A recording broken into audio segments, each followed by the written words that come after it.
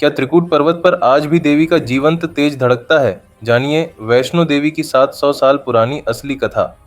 बहुत समय पहले त्रिकूट पर्वत के पास हंसाली गांव में एक गरीब ब्राह्मण रहता था। नाम था पंडित श्रीधर। वो बहुत भोला भाला और माँ दुर्गा का परम भक्त था, लेकिन गांव वाले उसका मजाक उड़ाते थे क्योंकि उसके कोई संतान नहीं थी। एक दिन श्रीधर ने माँ का बड़ा भंडारा कन्या भोज रखने का संकल्प लिया। उसने पूरे गांव की कन्याओं को न्योता दिया। रास्ते में उसे एक अद्भुत कन्या मिली, बहुत सुंदर दिव्य तेज वाली। श्रीधर ने उसे भी भंडारे में आने को कहा। कन्या मुस्कुराई और बोली, मैं जरूर आऊंगी। जब भंडारे का दिन आया, हंसाली गांव में सैकड़ों कन्याएं और गांव वाले इकट्ठा हुए। पंडित श्रीधर के पास तो बहुत कम सामान था, बस थोड़ा सा चावल, थोड़ी दाल, कुछ सब्जी और कुछ पूरियां। पर माँ कन्या के रूप में खुद ही रसोई में पहुंच गईं। श्रीधर ने सबको पंगत में बिठा दिया। कन्या ने एक छोटी सी थाली ली और खुद हर एक के आगे गईं। जो भी थाली आगे बढ़ाती, उसमें अपने आप गरम गरम पूरियां, खीर, सब्जी, दाल, चावल सब कुछ भर जाता। जितने भी लोग थे, सबकी थाली भर गई। सबने पेट भर खाया, फिर भी थाली में खाना खत्म ही नहीं हुआ। श्रीधर हैरान, अरे ये तो चमत्कार है, ये कन्या कोई साधारण कन्या नहीं है। भंडारे में आया शक्तिशाली योगी भैरवनाथ, जो गोरखनाथ का शिष्य और भगवान शिव के भैरव रूप का अंश था। उसे यकीन हो गया ये कन्या दिव्य शक्ति है और उसने उसकी परीक्षा लेने का निर्णय किया। जब सब खा पी चुके, तब भी रसोई में खाना वैसा का वैसा रखा था,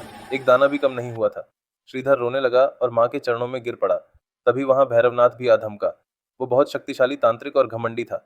अचानक कन्या हवा की तरह भागती है त्रिकूट पर्वत की ओर। भैरव ने पीछा शुरू किया।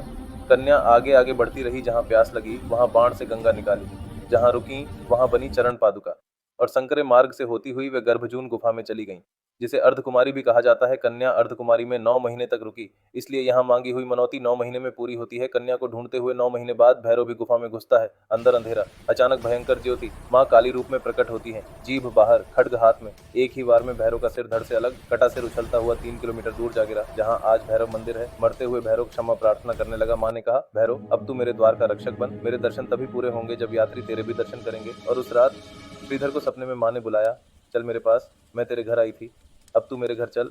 जब श्रीधर गुफा में पहुंचे, माता वैष्णो देवी गर्भजून गुफा में 3 पिंडों, महाकाली, महालक्ष्मी, महासरस्वती के रूप में विराजमान होकर समाधि ली। तो 3 पिंडियां स्वयं साक्षात हो गईं और फिर माता गुफा में स्थापित हो गईं। महाकाली, महालक्ष्मी और महासरस्वती 3 पिंडियों के रूप में, जहां आज भी हर भक्त की मनोकामना पूरी होती है। जब अगली बार वैष्णो देवी यात्रा पर जाएं तो कुछ बातों पर ध्यान दीजिए। एक, श्रीधर की वंश परंपरा आज भी जीवित है। माँ ने वचन दिया था, तेरा वंश कभी नहीं टूटेगा। आज भी कटरा में श्रीधर के वंशज पंडे हैं और हर यात्री का यात्री पर्ची उन्हीं के नाम से बनता है। 2, जब माँ भाग रही थी, प्यास लगी तो बाण से धरती फोड़ी। वो जलधारा आज भी गर्म निकलती है, क्योंकि माँ का बाण अभी भी वहीं लगा है। 3, माँ वैष्णवी कुंवारी हैं। वो न सुहागन है न विधवा, इसलिए यहाँ सिंदूर नहीं चढ़ाया जाता, सिर्फ चुनरी और नारियल चढ़ता है। इसलिए आज भी जब कोई थक कर रास्ते में बैठ जाता है तो माँ खुद उसके कंधे पर हाथ रख देती हैं। जब कोई अंधेरे में डर जाता है तो माँ उसकी आंखों में अपना दिया जला देती हैं। बस एक बार दिल से पुकार के देखो, जय माता दी, बोलो जय माता दी। अगर आपको ये कहानी पसंद आई तो सब्सक्राइब करें, अगले वीडियो की कथा के लिए कमेंट करें और ऐसी ही हिंदू कथाओं के लिए जुड़े रहें।